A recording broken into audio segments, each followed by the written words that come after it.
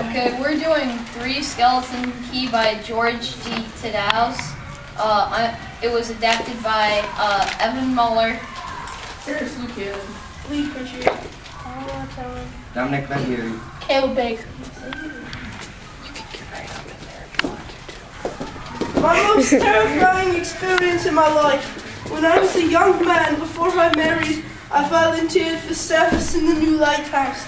I had settled down to the routine with my keepers, Breton by the name of Guglio, and the head keeper Ichua, a Basque, some dozen years or so older than both of us. 8 days went by as usual. Then on the ninth night, Ichua, who was on night duty, called Leglea. Come here. She is a beautiful Dutch-built ship sailing dead for us. What's wrong with her crew? Are they all drunk or insane? Can't they see us? See us? No doubt if there's a crew aboard. What are you saying? Do you think that is the Flying Dutchman? No, I mean she's a, The three of us grew tense as the ship seemed about to cross onto one of our numerous reefs. But why the devil was she abandoned? Nothing is smashed, no sign of fire, but she doesn't sail as she were taking water. The three of us focused our glasses on the poop, and we saw the stencil name Cornelius de Witt Rotterdam. Thunder! She's going to pile up! She's gone! Shame to see that beautiful shipwreck herself. All this time our glasses were riveted on her, and we suddenly all cried out together. Rest! These shipwrecks were huge, wise creatures, born on the sea. If you so much as harm one, the sharp cried, and when hordes of the stones to swarm over you, tear you, and not cease until your flesh had been stripped from your bones. She came at full speed and impaled herself on the short rock. Then she split in two and sank like a stone. But the rats did not drown. They formed ranks in the water, heads lifted, tails stretched out, and paws paddling. Thousands of heads rose, and we were ascended. Through them we were fresh meat. Then came a scream, composed of innumerable screams. And in one motion, every rat attacked the tower.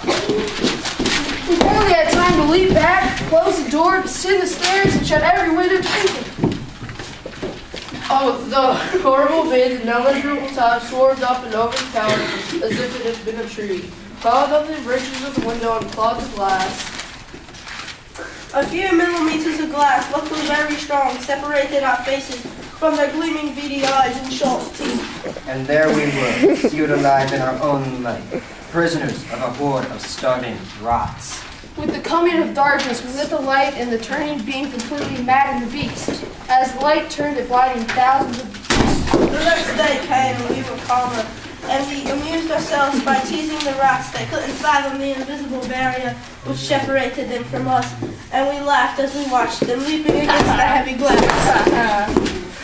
The morning of the fourth day at early dawn, I saw the framework of my window eaten from the outside, sagging inwards. I called my comrades, "Comrades!" And we fastened a sheet of tin tightly on the opening.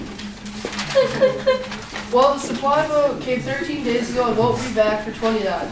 If the tip gives away, they can change the name of this place to Six Skeleton Keys. The next 6 days and 7 nights, our only distraction was watching the rats whose holes were insecure fall 120 feet into the mouths of the sharks, but we could not see any diminution from their numbers. We tried identifying them, naming them. One of them, named Nero, was larger than the others, seemed to lead them in the rushes against the glass. Then Legleo became more so had nightmares, in which he would see 3 skeletons dancing around him, gleaming coldly, seeking to die. His maniacal writing descriptions were so vivid that Ichua and I began seeing them also.